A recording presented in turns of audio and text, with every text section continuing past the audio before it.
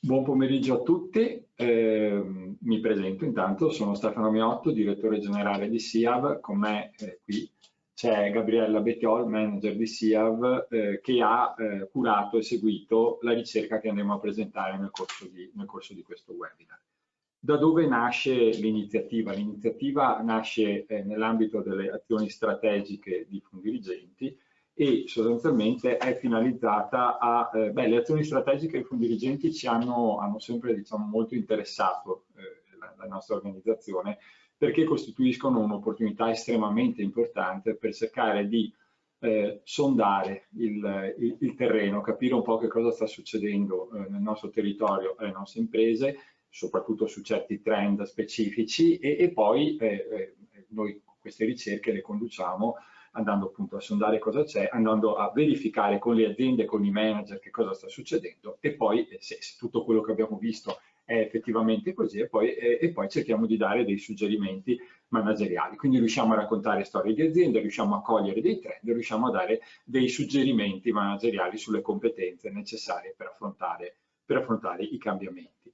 E proprio di cambiamenti andiamo a parlare oggi perché questa ricerca parla delle trasformazioni industriali. L'idea ci era venuta a Gabriella quando, nel periodo del Covid, subito dopo il periodo del Covid, e quindi già lì volevamo un po' capire cosa stava cambiando, insomma sono stati dei profondissimi mutamenti, ma qua subito dopo è arrivata anche la guerra, la crisi energetica, l'inflazione, tutto quello, e quindi diciamo quello che già era uno shock violentissimo si è trasformato in una serie di shock ripetuti. Insomma, quindi oggi vi racconteremo un po' cosa abbiamo visto, cosa è il risultato da questa ricerca, che si è poi concentrata su 3 settori specifici che sono la meccanica, l'agroalimentare e la moda, ovviamente avendo come osservatorio la nostra regione.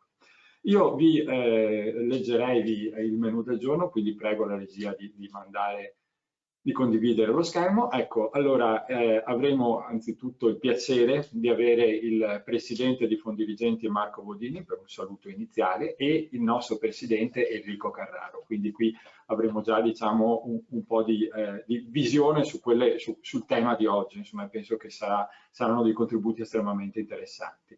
Poi io e Gabriella andremo a raccontarvi che cosa è emerso dalla ricerca e ci focalizzeremo su tutta la ricerca, ma in particolare poi faremo un focus specifico sulla moda ed è proprio per questo che appunto abbiamo chiesto, e vi ringraziamo molto per la partecipazione, abbiamo chiesto la testimonianza a Bruno Conterno, che è presidente di Nice Footwear, e Alice Marcato, che è direttore tecnico del Politecnico Calzaturiero, quindi una visione aziendale e una visione invece di un soggetto che gestisce in qualche modo e fornisce servizi a un intero distretto che è quello della Riviera del Brenta. A chiudere, appunto, come dicevamo, queste ricerche sono poi finalizzate poi a dare dei suggerimenti, insomma a focalizzarsi sulle competenze necessarie. Ecco, Salvatore Garbellano appunto ci cercherà un po' di razionalizzare questo concetto e darci un po' una visione complessiva. Quindi io non mi dilungherei oltre e chiederei al presidente Marco Bodini, presidente di Fondirigenti, di raggiungerci virtualmente per il suo intervento iniziale. Buongiorno a tutti. Buongiorno Presidente. Buongiorno. Grazie direttore dell'invito. Innanzitutto questa iniziativa mi è piaciuta. Ieri ho analizzato un po' l'iniziativa con il direttore Sabatini, che ci ha lavorato con tutta la struttura, tenendo conto che un'iniziativa come questa ha una progettazione non indifferente per mettere assieme tutti i vari stakeholder, le varie parti. Si focalizza, mi è piaciuta perché si focalizza su alcuni settori trainanti del territorio attraverso delle survey e soprattutto attraverso delle interviste e la creazione di una ventina di business case per capire un po', per intercettare, come lei prima ha anticipato, quel fabbisogno di nuove competenze per comprendere e governare questi processi trasformativi, questi change del sistema industriale regionale. Grazie a Fondirigenti è stata possibile questa iniziativa. Fondirigenti è l'ente bilaterale di Confindustria e Federmanager che si occupa della formazione si occupa della formazione con i piani formativi a cui le aziende possono aderire, si occupa della formazione attraverso avvisi, un paio all'anno, uno più generale in primavera e uno più specifico in autunno. A che cosa servono queste iniziative strategiche? Di cui io penso sia una peculiarità di questo sistema di welfare professionale, che non c'è in ogni paese, e quindi è un'opportunità incredibile. La possibilità di studiare determinati trend, determinati territori, e di essere, sulla base di questo studio, di essere in grado di fornire sia un'indicazione successiva per fare la formazione, ma soprattutto anche per fare della politica industriale, per dare un esempio, per intercettare, per entrare nel dibattito. E quindi siamo molto attivi e selezioniamo chiaramente, come nel vostro caso, perché le richieste di piani strategici sono parecchie, quelli più significativi.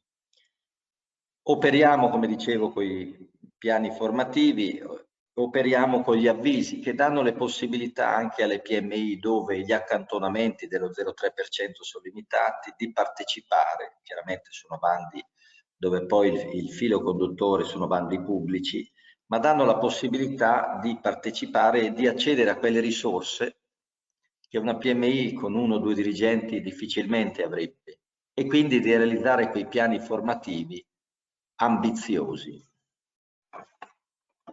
Il tema delle nuove competenze è un tema importante per le trasformazioni, che io ritengo importante per avere quello che io chiamo quella cassetta degli attrezzi, anche con quelle competenze di contorno che magari in determinati momenti si può dire, beh sì, forse ne avrò bisogno, ma che trovavano poi applicazione nel momento in cui c'è bisogno di prendere delle decisioni in un momento di urgenza, nel sense of urgency. Io vengo dal settore meccanico, nel settore meccanico dinamico, in cui, se guardo l'ultimo periodo, abbiamo avuto tutta una serie di problematiche che per anni non abbiamo mai avuto. L'energia, quindi ribaltamento sui prezzi e sul cliente finale. Se guardo alle fonderie, quest'estate le quotazioni erano a un giorno, alla settimana, quindi questo nuovo sistema di interpretare il prezzo dell'energia. La manodopera che non si trova, quindi l'ITS, i vari modelli di alta formazione e di apprendistato. La E di ESG, determinati materiali vanno cambiati, quindi il concetto di supply chain cambia perché deve essere allineato a queste nuove richieste del mercato, in particolare penso nel settore della moda, nel riciclo, nell'ambito dell'economia circolare, perché ci sono generazioni che comprano determinati prodotti solo se riflettono questi nuovi paradigmi.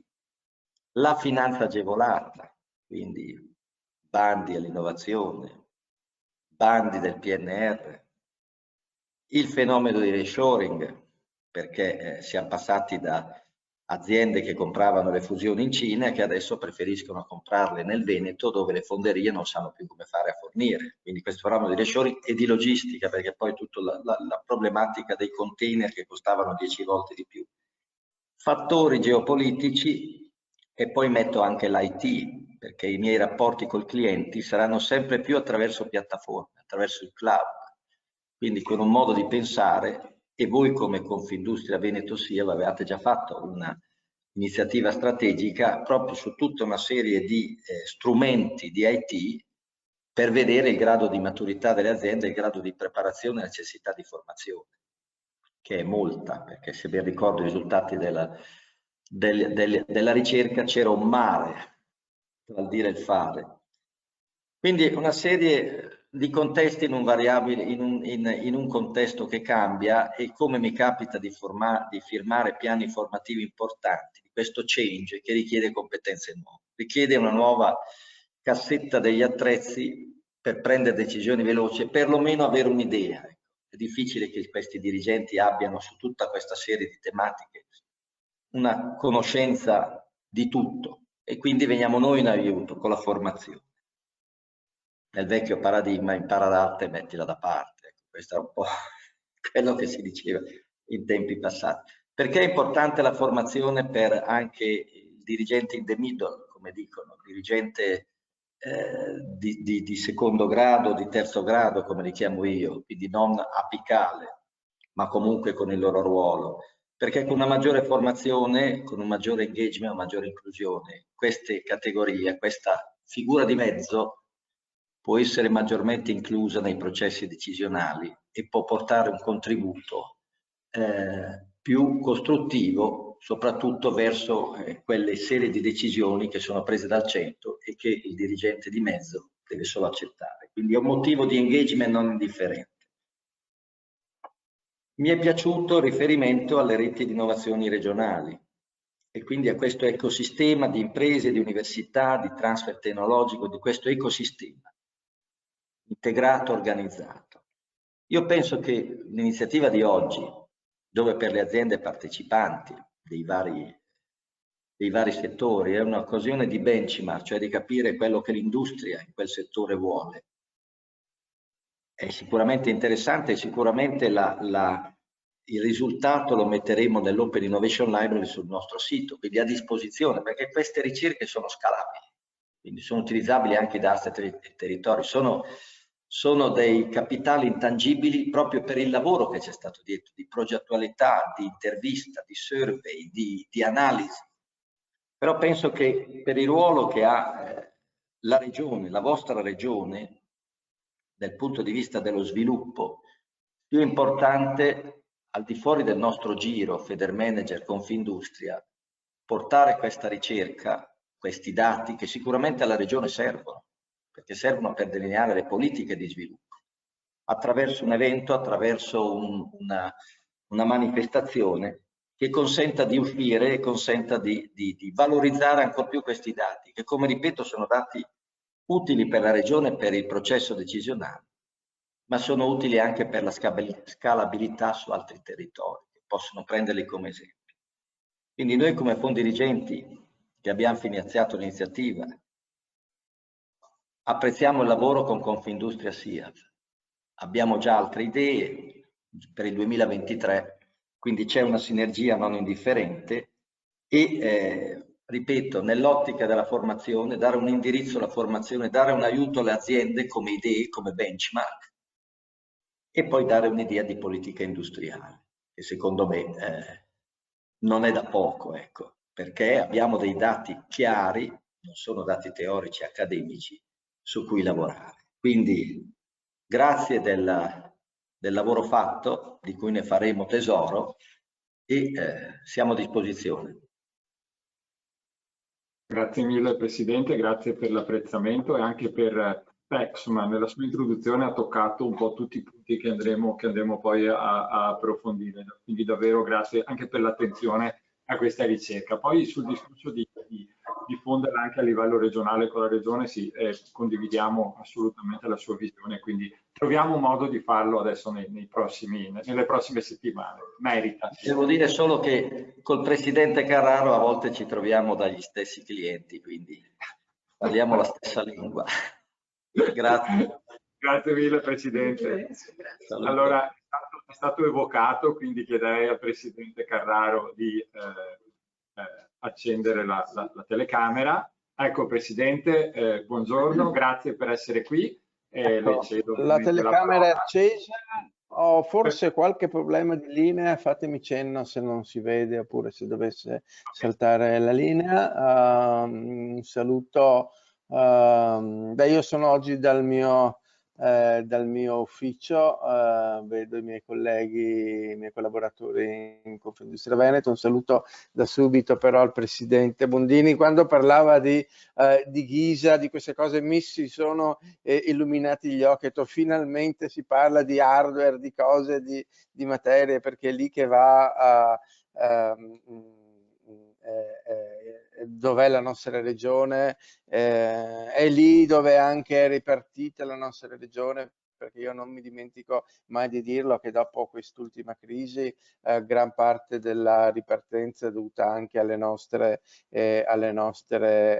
imprese che esportano. Io adesso non voglio spoilerare, ma ho già letto i dati, ho già letto l'analisi e ho anche poi alla fine avrò anche così anch'io già qualche idea di quello che può essere la prosecuzione così di questa importante collaborazione. Mi sono soffermato quando Miotto mi ha mandato il set informativo su questa riunione, laddove subito all'inizio della presentazione dell'evento finale scrive: il management dei prossimi anni diventerà fattore strategico nel saper anticipare, eccetera, eccetera. Beh, lasciatemi dire che il manager anche negli anni passati ci ha saputo anticipare, ci ha aiutato. Ancora oggi invece sarà ancora di più preso da quello che sono le nuove sfide, che come prima di me il Presidente ha anticipato, è un cambio anche di paradigma della nostra impresa. E io parlo da un territorio dove anche le dimensioni sempre meno piccole ma comunque medie ci hanno aiutato, e ne abbiamo avuto evidenza anche durante l'uscita dell'ultima crisi, nel saper interpretare, nel saper adeguarsi subito a queste nuove sfide. L'hanno fatto molte volte gli imprenditori, ma molti casi positivi, devo dire la verità, che sono stati laddove c'è un forte connubio tra impresa e manager. Io, lasciatemi dire che parlo da un'impresa, qui a Capodarsio, che abbiamo una trentina di dirigenti, dove proprio sul connubio imprenditore-manager, secondo me, vede anche un fattore importante di successo. Le sfide le sappiamo, quali sono, poco prima di me il Presidente le ha accennate. Il reshoring sarà un vero reshoring o sarà un medio reshoring? Ancora più difficile se fosse medio. Io vedo, ma il mio caso della mia azienda può essere comune a tanti altri, dove è impossibile ormai pensare a un completo reshoring, però sempre più si sta approfittando anche così di opportunità che sempre di più si stanno aprendo nei nostri territori. Ahimè, nostri territori che non sono ancora completamente competitivi, che gravano e vivono ancora appesantiti da un costo del lavoro che fa diventare le nostre aziende non completamente competitive, ma un percorso ormai come fu inevitabile il percorso della globalizzazione, e andava fatto.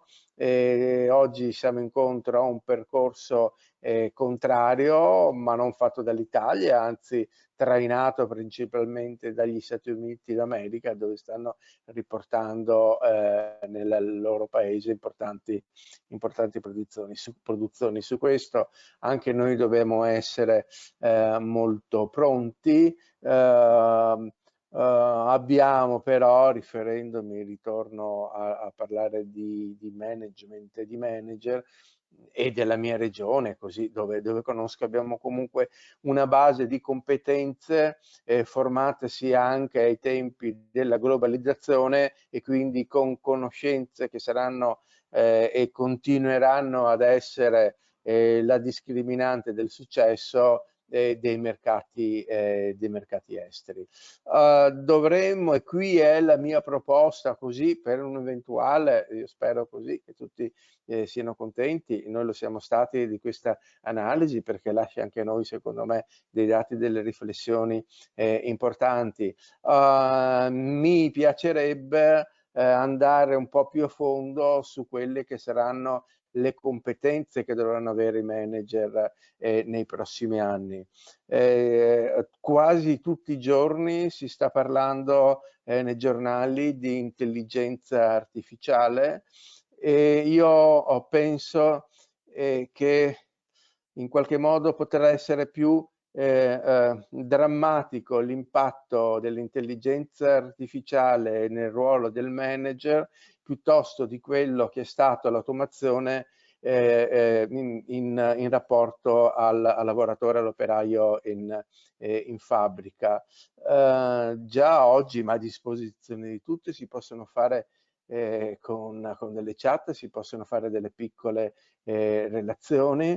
Alcune grandi corporation americane, alcune grandi banche hanno bloccato l'uso di queste tecnologie perché hanno visto che c'era qualcuno che si faceva fare anche delle intere relazioni, ma ormai la via è questa. Sarà una via molto veloce, con tempi che nemmeno ci immaginiamo, perché qui la crescita e lo sviluppo dell'intelligenza artificiale sarà,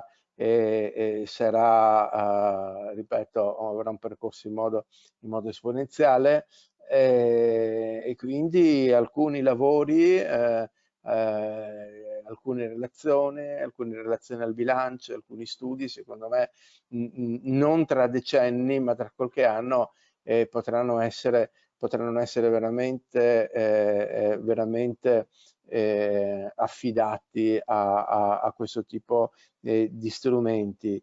E anche qui, come non abbiamo avuto e come non si è avuto paura dell'automazione nelle nostre fabbriche, secondo me chi prima riuscirà a sfruttare questo tipo di intelligenza in modo positivo e propositivo avrà un valore aggiunto e margini di sviluppo ulteriori. Quindi non dobbiamo avere paura delle tecnologie, dobbiamo essere coscienti che la tecnologia non si può bloccare per decreto, ma il percorso ormai è quello. Bisogna interpretarlo, non ci dobbiamo fare prendere paura e ricordiamoci che ne abbiamo anche bisogno, perché come abbiamo bisogno di automazione nelle nostre fabbriche, avremo bisogno di automazione nei nostri uffici e nei nostri percorsi decisionali, anche perché sia da una parte sia dall'altra io guardo un territorio che fa sempre più difficoltà nel trovare manodopera nelle fabbriche e intelligenza negli uffici, che poi ho detto un po' una stupidaggine perché c'è anche intelligenza negli uffici, nelle fabbriche e manodopera nei nostri uffici, però secondo me io penso che un successivo percorso di aumento della produttività nelle nostre aziende sarà molto non nel plant ma anche molto, diciamo, nei nostri uffici, nelle nostre direzioni.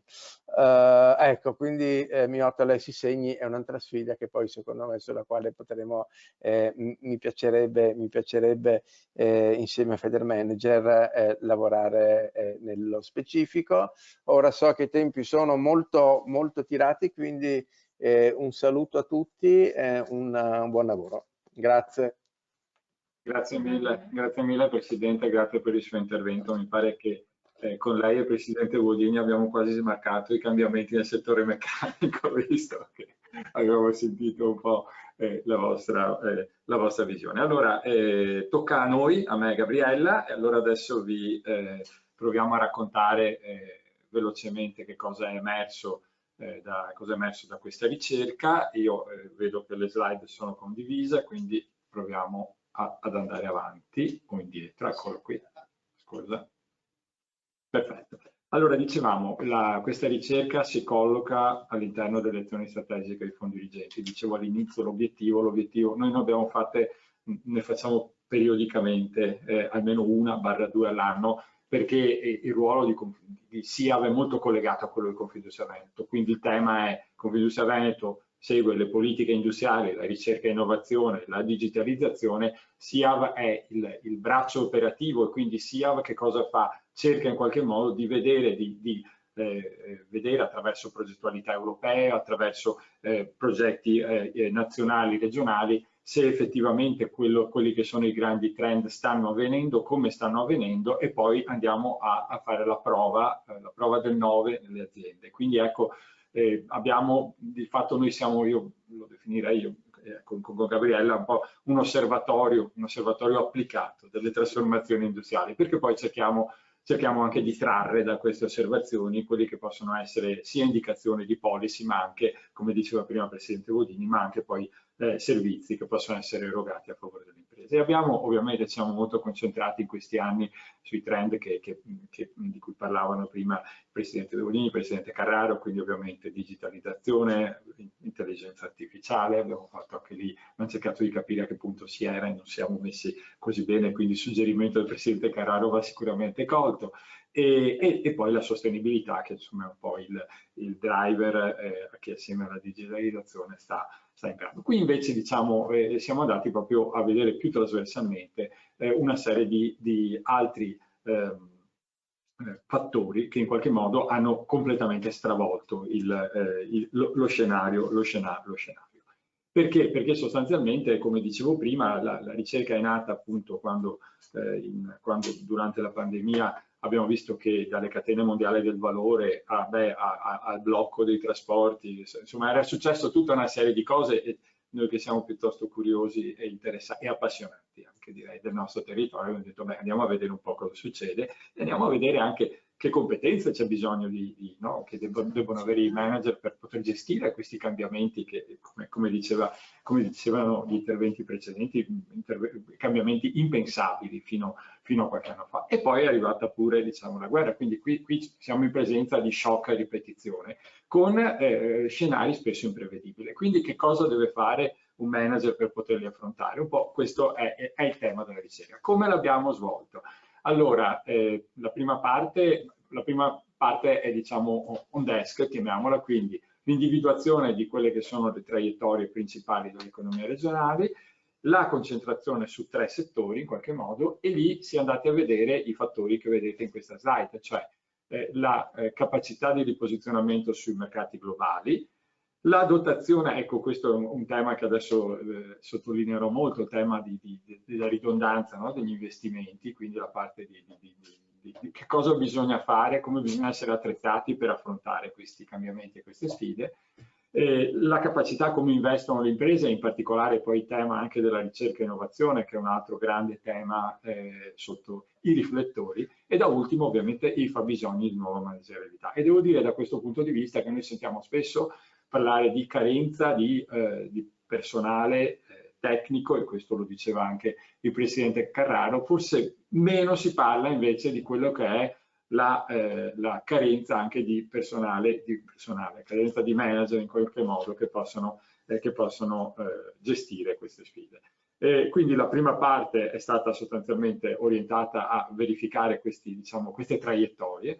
La seconda parte invece, una volta appunto individuate le traiettorie, siamo andati a confrontarci con cosa? Con una serie di soggetti. Quindi da un lato sono state fatte delle interviste in profondità a dei cluster manager, li chiamerei così sostanzialmente, o comunque persone, imprenditori del settore che però avessero una visione più ampia di quella che può avere la singola azienda, da cui sono nei 3 settori appunto che dicevo prima. Poi abbiamo aggiunto a questo una survey che ha coinvolto 100 aziende dei 3 settori, quindi è stata estremamente utile e interessante. E poi, come facciamo sempre, l'elaborazione di case study, quindi e poi ce li racconterà Gabriella, proprio nell'ambito di quelle traiettorie che abbiamo individuato ci sono dei champion che abbiamo trovato nella nostra strada e che avevamo piacere di raccontarvi in questo incontro. A chiudere appunto l'ultima parte, tutto il tema appunto delle competenze manageriali che poi verranno affrontate da Salvatore Garbellano. Allora, dicevamo quali sono le traiettorie su cui ci siamo un po' focalizzati. Allora, il primo discorso è la grandissima fluttuazione sostanzialmente dei dati economici, e la velocità con cui questi dati cambiano, con cui questi dati sostanzialmente hanno manifestato in tempi brevissimi delle variazioni. Questo è solo un piccolo esempio, vedete che in Veneto il PIL era previsto per il 22 del 4,2%, ma soltanto qualche mese dopo i due numeri sono invertiti e sono diventati... L'altro giorno hanno dato il 4, adesso è certo il 4,9. Quindi è un po' difficile... Siamo andati anche sopra alle previsioni. Esatto, quindi è sempre molto difficile riuscire ad avere una linea, no? E l'altra cosa, beh, questa è la produzione meccanica nella provincia di Vicenza. Guardate come tutta la traiettoria diciamo, per moltissimi anni sia stata, diciamo, con delle piccole fluttuazioni, e poi invece vedete che cosa succede nel periodo che abbiamo analizzato. Ma l'altra cosa impressionante è la velocità con cui le aziende dopo, diciamo, il periodo di lockdown, con tutte le conseguenze che ci sono state, la capacità di resilienza, di reazione delle aziende anche dopo lo shock della guerra che tuttora stiamo vivendo, lo shock delle materie prime, lo shock dell'energia, tutti gli shock che abbiamo affrontato. Ecco, a fronte di questo, appunto, dicevamo, una delle cose su cui ci siamo un po' focalizzati è stato quello di capire come stanno cambiando le catene mondiali del valore. In realtà questo stava già succedendo prima, diciamo, di pandemia e guerra, però di fatto la cosa che si è notata, lo diceva anche il Presidente Carraro, se non è proprio, beh, intanto la prima cosa, come le nostre aziende sono in qualche modo coinvolte nelle catene globali del valore. Vedete dal grafico che oltre 2/3 sono in qualche modo partecipano a queste grandi catene, no? E il 20% addirittura è soltanto su catene del valore globale. La cosa appunto che ci interessava capire era appunto quali erano poi, come cambiava il posizionamento delle aziende. Sapete che le nostre aziende sono, in questa regione, sono per lo più, diciamo, B2B, appartengono a grandi catene in cui spesso il produttore finale, il cliente, il B2C non è nemmeno in questa regione molto spesso, quindi hanno questo posizionamento in queste catene. Si voleva capire come loro stanno cambiando in questo senso, e qui appunto vediamo, anche se è un dato, insomma, 2020 la Banca d'Italia, che sostanzialmente il Veneto fosse la prima regione per casi di reshoring. In realtà quello che abbiamo visto, poi lo racconterà Gabriella, forse è meglio parlare di nearshoring più che di reshoring. Online, sì, esatto, come diceva anche il Presidente Carraro. Sì, quindi in realtà però, insomma, che qualcosa stia fortemente cambiando è oggettivo. E l'altra cosa che, questa è stata un'intuizione di Gabriella, anche partecipando diciamo, a tavoli scientifici di altissimo livello, e cioè il tema della ridondanza degli investimenti. Insomma, abbiamo per tanti anni, e abbiamo predicato la Lean per tanti anni, poi improvvisamente ci accorgiamo che questo non è più sostanzialmente, non è più sufficiente, cioè, non è che bisogna abbandonarla, però bisogna affiancarla con altre precauzioni. E qui vedete sostanzialmente che i temi su cui poi si è andati un po' a vedere cosa succedeva era il tema appunto della dotazione di impianti con ridondanze tecnologiche, le scorte, è inutile che racconti perché le scorte sono diventate strategiche, come anche il lavorare sui fornitori. Abbiamo parlato appunto di nearshoring, di cambiare un po' la supply chain, ma è oggettivo, a parte ampliare la base di fornitori, perché ovviamente con gli shock che ci sono in certi paesi il fornitore di fatto non ce l'hai più e rischi di non avere più materiali, ma anche il tema di internalizzare alcuni segmenti che prima erano esternalizzati dal processo, e questo è un altro fenomeno che abbiamo riscontrato, come ovviamente poi la creazione di prototipi, prodotti nuovi, e il tema appunto dell'ampliamento delle competenze, perché per gestire tutto questo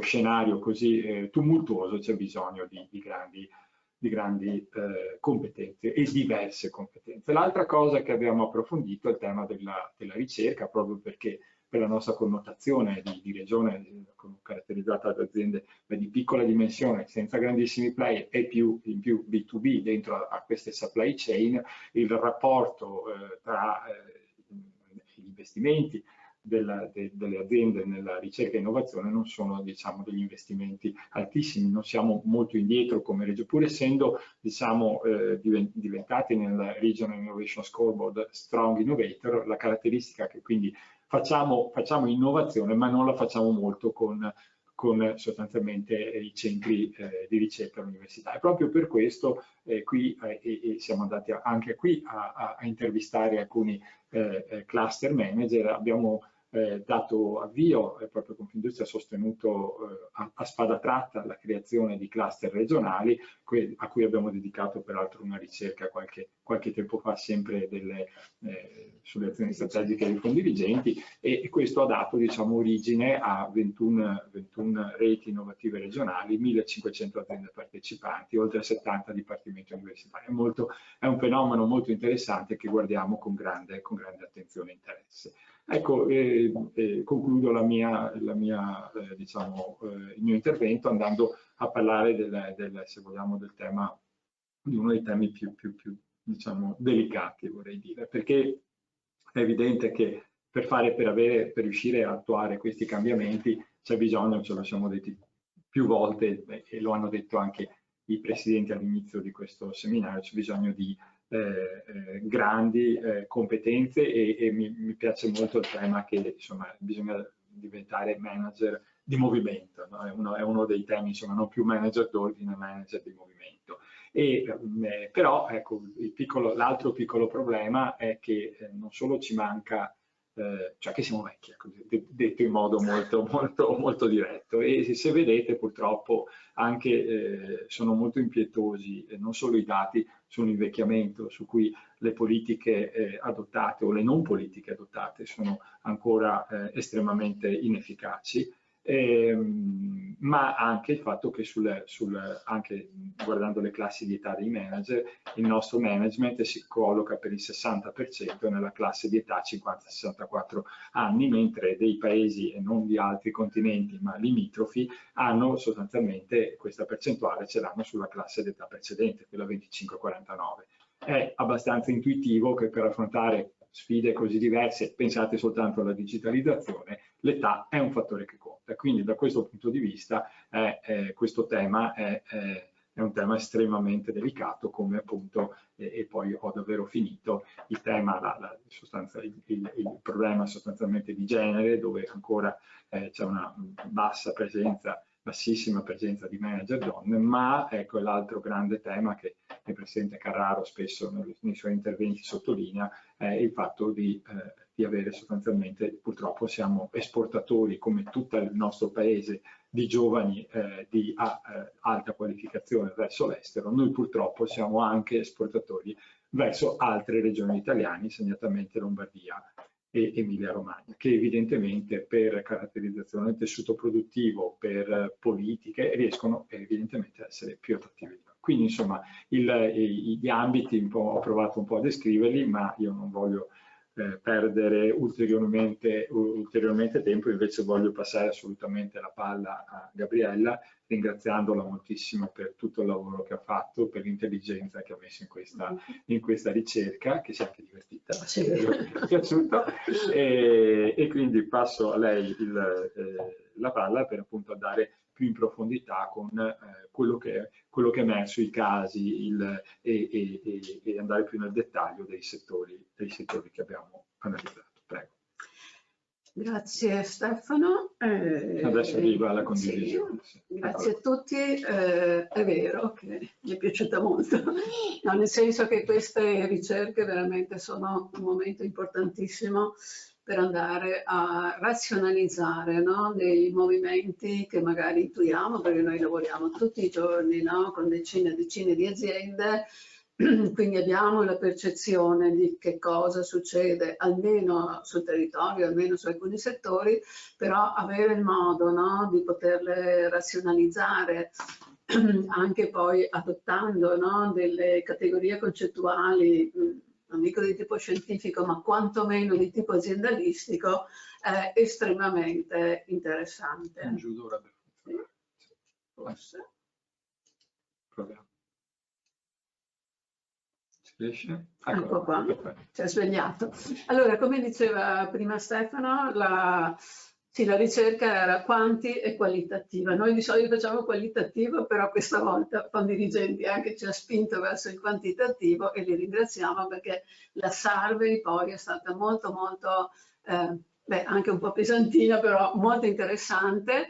L'abbiamo fatta appunto su un centinaio, abbiamo risposto a 90 aziende e avevamo 3 gruppi, no? Un gruppo più rilevante della meccanica meccatronica e direi 2 gruppi di controllo, no? Perché ci piaceva vedere se quei cambiamenti che registravamo su un settore così trainante, no? Anche nello sviluppo territoriale veneto, poi stavano avvenendo anche su altri 2 settori o quali fossero le differenziazioni. E devo dire, adesso cercherò di farvele vedere, le differenziazioni ci sono. Prima di far questo abbiamo intervistato, come diceva Stefano, non 3 ma 5 manager, no? Che avevano poi diciamo, una conoscenza diretta sui territori e sui settori, e poi, come piace fare a noi, non solo il quantitativo ma associare poi le storie delle aziende e soprattutto le storie di quelle aziende che conosciamo da tanti anni, no? Direi. Ecco qua, scusate che prendo le distanze giuste. Ecco, allora per quanto riguarda la meccanica, no, abbiamo sentito Alberto Baban, che sapete è un po' trascinatore, no, di innovazione, non soltanto tecnologica, ma anche proprio di governance, di configurazione di nuove realtà aziendali. L'ultima, appunto, la Fantech Motor, no, si è cimentato con il rilancio di questa azienda e credendo molto all'innovazione, quindi essendo, diciamo, innovatore sia da un punto di vista di immaginare e poi anche di realizzare nuove configurazioni di impresa, anche appunto con l'uso della finanza, che non è una cosa da tutti gli imprenditori veneti, e riuscire a fare il rilancio anche di aziende, diciamo, che hanno una buona dotazione, no, di conoscenze tecnologiche, che però non hanno saputo appunto stare al passo coi tempi, diciamola così. Poi abbiamo sentito Marcello Fantini, bellissimo, perché Verona sembra diciamo un Eden in questo momento. Perché un Eden? Perché si trova in una posizione strategica nel Veneto, si trova in una posizione strategica perché prima di tutto è una provincia che ha delle grandi imprese, anche delle grandi imprese, e quindi una configurazione un po' diversa dal trevigiano o dal padovano, e poi si trova in un punto geografico che sta favorendo appunto gli scambi, no, tra il centro e il nord Europa, e poi anche tutti gli investimenti che si stanno realizzando a livello logistico. Pensate che stanno pensando adesso, no, a fare il collegamento Verona-Monaco in 1 ora e mezza, e quindi voi capite che anche per la logistica delle merci questo è diciamo un punto, no, attrattivo per esempio per Amazon. Adesso addirittura si parlava dell'entrata di Intel, eccetera. Hanno anche, diciamo, ovviamente l'agroalimentare fortissimo. Qualche anno fa pensavamo che quando l'Inghilterra, no, usciva dall'Europa succedesse lo sfracello, no, rispetto al nostro export di certi prodotti, soprattutto agroalimentari e vinicoli. Non è avvenuto niente di tutto questo, e quindi diciamo è stato bello, no, sentire anche questa evoluzione a livello territoriale. Riguardo invece alla moda, diciamo così, noi abbiamo sentito Andrea Rambaldi che ha messo, e qui c'è veramente una trasformazione pesante, no, su quelle che erano le nostre filiere, invece da questa entrata dei grandi player della moda che stanno sovvertendo completamente quella che era, diciamo, anche la configurazione aziendale delle nostre piccole e medie imprese, che si sono, scusate se uso questa quasi ridotte a laboratori per i grandi player.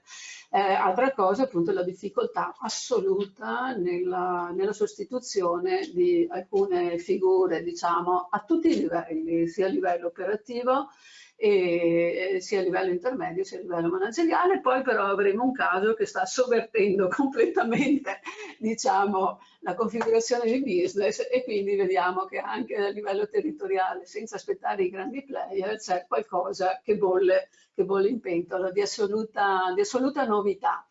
Quindi abbiamo avuto le risposte a 60 aziende metalmeccaniche, che io vi racconto un po' perché, ripeto, poi vedremo le differenziazioni, non tanto con l'agroalimentare, ma col tessile e abbigliamento.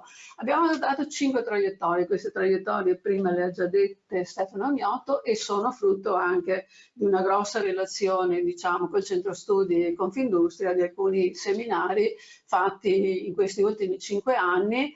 E ripeto, io alcune traiettorie all'inizio non credevo assolutamente, cioè 3 anni fa appunto Righetti parlava della ridondanza degli investimenti, io ho detto ma va là, i nostri stanno comprando tecnologie 4.0, stanno investendo, ma giusto, e invece abbiamo visto che se non c'era diciamo, investimento soprattutto in scorte e in tecnologie, diciamo, tutta questa capacità di resilienza e di ripresa non ci sarebbe stata assolutamente. Ecco qua le risposte. Allora, per il primo dato, capacità di resilienza sì, ma anche capacità di rapida ripresa, e vedete che il 10%, cioè no, più del quasi il 30% delle aziende più di metà delle aziende hanno ottenuto, sono cresciute, alcune anche con una crescita molto importante, e solo 9 sono andate in diminuzione. Come sono cresciute però? Perché qui si parlava prima, no, della revisione della catena del valore, cioè sappiamo che le nostre aziende, soprattutto meccaniche, ma anche quelle legate all'automotive, avevano poi diciamo una catena del valore lunga, nel senso che erano abituati a spaziare dalla Cina al Far East, all'India, a qualsiasi paese del mondo. Invece qui vediamo appunto che la crescita, la tenuta alla crescita è maggiormente accentuata sui paesi europei e gli Stati Uniti, molto meno, e quindi qui vediamo già un calo, no, nella catena globale del valore delle relazionalità, delle relazioni, diciamo, con il Far East. L'effetto del reshoring, sì, c'è stato, nel senso che vedete almeno il 10% ha detto sì sicuro addirittura il reshoring. Però appunto esaminando tutti i casi abbiamo visto che non sempre era un reshoring puro, no? In alcuni casi, per esempio questo è bellissimo della Carel del nostro Rossi Luciani, loro hanno detto no, noi gli investimenti che abbiamo fatto anche in Far East li manteniamo, però attenzione, perché per loro per esempio erano importantissimi, no? Trattandosi dei sistemi di regolazione della parte del clima, no?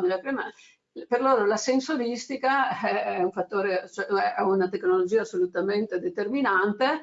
I sensori dalla Cina o dal Far East assolutamente non arrivavano in certi periodi, avevano una partecipazione in una società a livello europeo, e cosa hanno fatto? Si sono comprati tutta la società e quindi sono diventati fornitori unici di se stessi. Ecco, quindi loro dicono no, noi non abbiamo disinvestito, ma abbiamo accentuato quello che è l'investimento su appunto prodotti strategici per mantenere il nostro mercato. La ridondanza degli investimenti, abbiamo chiesto alle imprese se secondo loro erano opportuno, e vedete su 60, 53 hanno detto di sì, e in questo settore l'hanno fatto soprattutto nelle scorte e nelle tecnologie, vedete molto meno sui fornitori di risorse umane e managerialità. E diciamo, ecco, chi per esempio ha dimostrato di avere anche lungimiranza poi negli investimenti, chiamiamolo così, ridondanti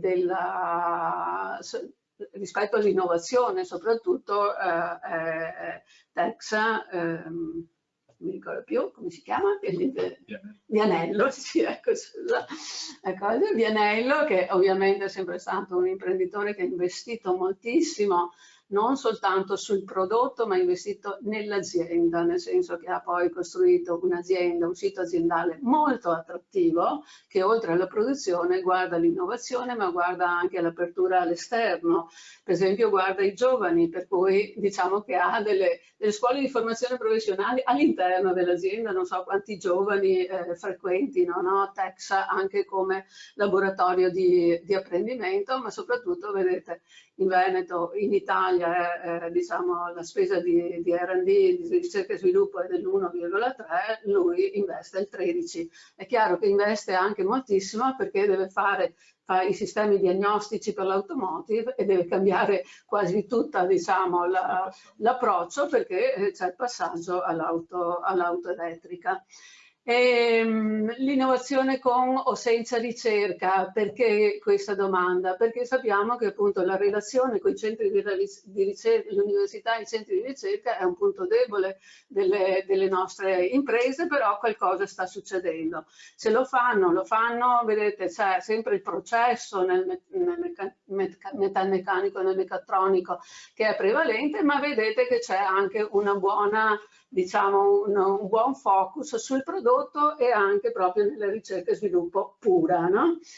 Ad agevolare questi processi sono state proprio le reti di innovazione regionale, nel senso che poi se noi diciamo no, quali azioni vorreste fare no, per collaborare di più con l'università e centri di impresa, vedete che la maggioranza assoluta delle imprese dice sviluppando progetti comuni. E questo è esattamente quello che è successo dentro alle reti di innovazione, no? Nel senso che la piccola impresa non ha la capacità di colloquiare e di, diciamo, esprimere esattamente il proprio fabbisogno all'università, se lo fa invece insieme ad altre imprese diventa molto, molto più abile, c'è un processo di apprendimento, di condivisione, quindi porta poi anche a un innalzamento, diciamo, di quella che è l'innovazione fatta con la ricerca.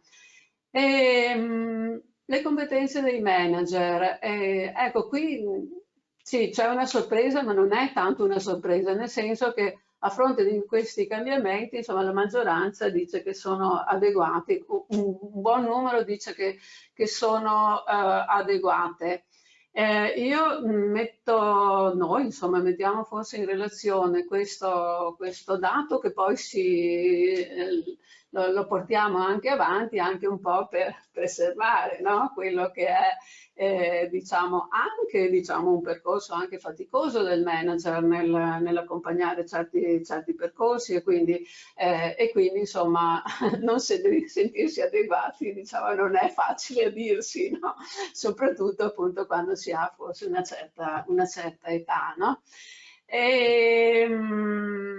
Ecco, infatti vedete, se doveste dire, no, se volete mettere o promuovere donne, anche no, insomma, se volete mettere i giovani, sì, ma non è che ci siano poi questi grandi entusiasmi, no? Ma forse è da ricondurre, ripeto, anche all'aspetto demografico. Sulle competenze poi dirà Rino Garbellano, però vedete che il fattore geopolitico ormai richiede appunto delle competenze, così appunto la capacità di gestione del rischio e di saper muoversi su degli stakeholder che non sono i soliti fornitori o appunto i clienti, ma ormai anche l'università, altre agenzie molto complesse e nuove con cui confrontarsi. Ci sono tutta una serie di storie aziendali che trovate poi a supporto no, di queste analisi delle traiettorie che trovate poi nel book. L'agroalimentare ha tenuto però in modo diverso dalla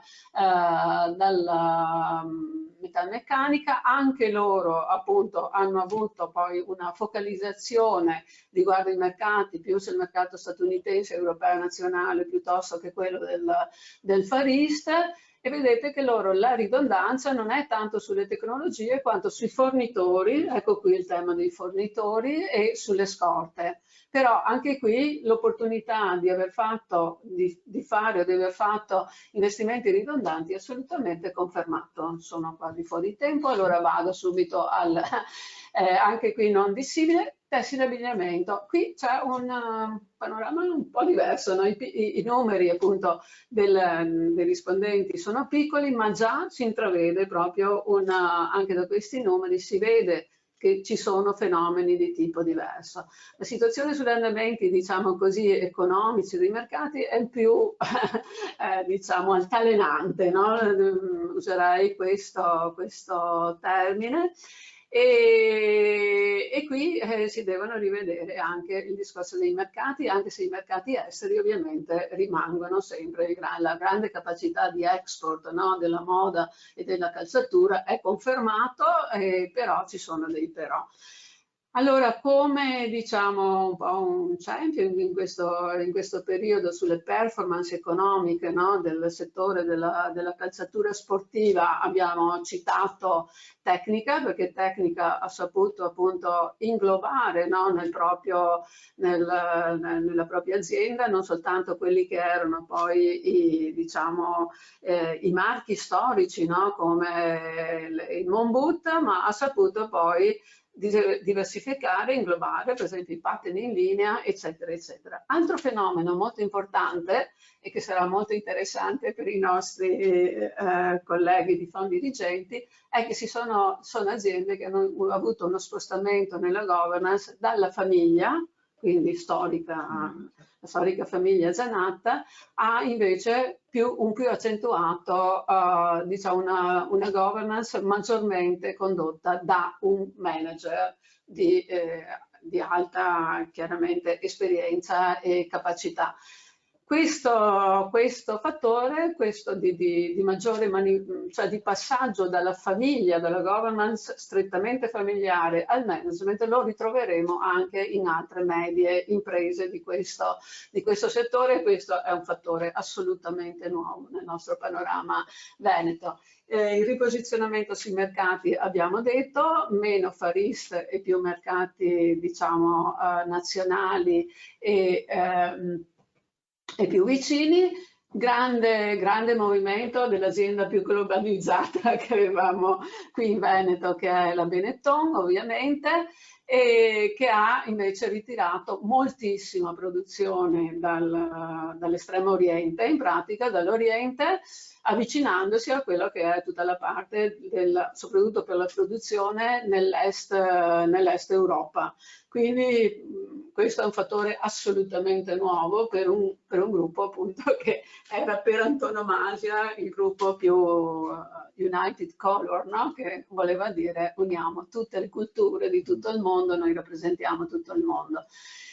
In questo settore, ecco, la ridondanza degli investimenti, come vedete, segnala invece una cosa interessante, che non è soltanto la tecnologia, non sono soltanto le tecnologie, le risorse umane. Le risorse umane forse sono la vera criticità, no? Insieme appunto a un rapporto nuovo, no? Tra grandissime aziende del lusso e i produttori, però anche la risorsa umana qui sta diventando un fattore piuttosto critico. Ecco, questa è un'altra azienda, un'azienda che ha una bellissima storia, mi piacerebbe raccontarle tutte, però andatele a vedere. Anche qui un'azienda che è stata, diciamo, loro fanno dei magnifici scarponi per la montagna. L'ideatore è stato un inglese che è venuto ad abitare a Asolo, un bellissimo posto. Per moltissimi anni l'azienda è stata governata dalla famiglia Parisotto, adesso anche loro hanno una governance invece condotta da un bravissimo manager. Ecco, questi manager stanno portando proprio innovazione che non è soltanto innovazione tecnologica, ma è soprattutto innovazione sul prodotto. E il prodotto su cosa basa la propria innovazione? Sulla sostenibilità. perché diciamo, la variabile della sostenibilità, che quindi non è energetica eccetera, però è proprio la revisione del prodotto in termini sostenibili, forse è uno dei driver, ma poi ce lo dirà Stefano che ha molta esperienza, ma anche Conterno, se abbiamo letto bene, ma ce l'hanno detto gli imprenditori manager, quindi pensiamo di non sbagliare di molto. Io mi fermerei qui perché penso di aver esaurito il tempo. Comunque, se poi avete curiosità, approfondimenti, avete avuto il link alla ricerca e quindi potete andare poi a consultarla. Grazie. Grazie mille Gabriella e grazie come sempre ci hai dato una visione anche stavolta confortata proprio anche da numeri molto, molto chiari, insomma, di quello che sta succedendo in questi settori. Allora, moda, e apriamo adesso la discussione e io comincerei da Bruno Conterno, che chiederei di ve lo presento intanto. Bruno, se riesci a accendere, eccolo qui. Ciao Bruno, buon pomeriggio. Ecco, allora, Bruno Conterno ve lo presento. Allora, è il presidente di Nice Footwear, è un'azienda che adesso ce la racconterà lui. A noi è piaciuto molto il caso aziendale perché è un'azienda che si sta allora diciamo questo, il mondo della moda il settore moda è un settore di fatto che non esiste, ci sono dentro tanti settori. In Veneto, se li mettiamo tutti insieme, comprendendo anche l'occhialeria, arriviamo quasi a 100.000 dipendenti, quindi stiamo parlando del settore che con la meccanica è il più trainante di tutto, ma ci sono diciamo delle proprie diversità dentro a questo settore, ci sono dei sottosettori che sono molto diversi tra loro. La scarpa classica non è la scarpa sportiva di Montebelluna che ci raccontava Gabriella, abbiamo le borse che pur essendo diciamo contigue alla scarpa classica, ma hanno diciamo altre metodologie di lavorazione, insomma qui e qui di fatto poi abbiamo l'abbigliamento. Comunque questo settore qui in generale è un settore che prevalentemente è B2B, quindi di fatto in Veneto la buona parte di questo settore produce il Made in Italy, ma io dico sempre non vende il Made in Italy perché lo vende qualcun altro molto più grosso che quasi sempre è almeno a livello di headquarter è in altre parti del mondo. E qui però appunto quindi la caratterizzazione dell'abbigliamento, della scarpa classica, delle borse è una caratterizzazione molto B2B a servizio sostanzialmente dei grandissimi brand mondiali che producono tutti qui. Ecco, Bruno insomma, è uno che sta provando un po' delle formule un po' diverse. A noi è piaciuto molto perché rispetto, diciamo, è decisamente una storia diversa. E quindi su questo io, Bruno, ti chiederei di raccontarci un po' raccontarci il caso aziendale e poi di reagire a quei due stimoli che ci aveva dato Gabriele che emergevano dalla survey, cioè il tema della sostenibilità che ormai diciamo, ha invaso completamente il settore della moda come tutti gli altri settori, ma diciamo, forse è stato più recente nella moda rispetto agli altri settori, e poi soprattutto al tema delle risorse umane. Anche qua Bruno ha una visione secondo me estremamente originale, insomma, ma mi pare, ne parlavamo l'altro giorno, che stia un po' cambiando, nel senso che stia un po' cambiando il mood, insomma, tra gli imprenditori, perché ormai anche per la scarsità di giovani e di competenze, il fatto che bisogna investire per riuscire ad attrarre i giovani i giovani e competenze qualificate, sta diventando ormai un obiettivo che molte aziende si stanno ponendo e sicuramente Bruno è uno di quelli che questa cosa ce l'ha ben presente. Allora io ti passo la palla e grazie di essere qui, di aver accettato l'invito. Grazie Stefano, e con questa responsabilità partiamo a raccontare un po' la nostra storia. Intanto molto orgogliosi di rappresentare, diciamo, nel nostro piccolo un sistema così importante qual è il sistema moda veneto, che è sicuramente riconosciuto a livello nazionale e internazionale. Noi chi siamo, per contestualizzarci brevemente, per non annoiarvi?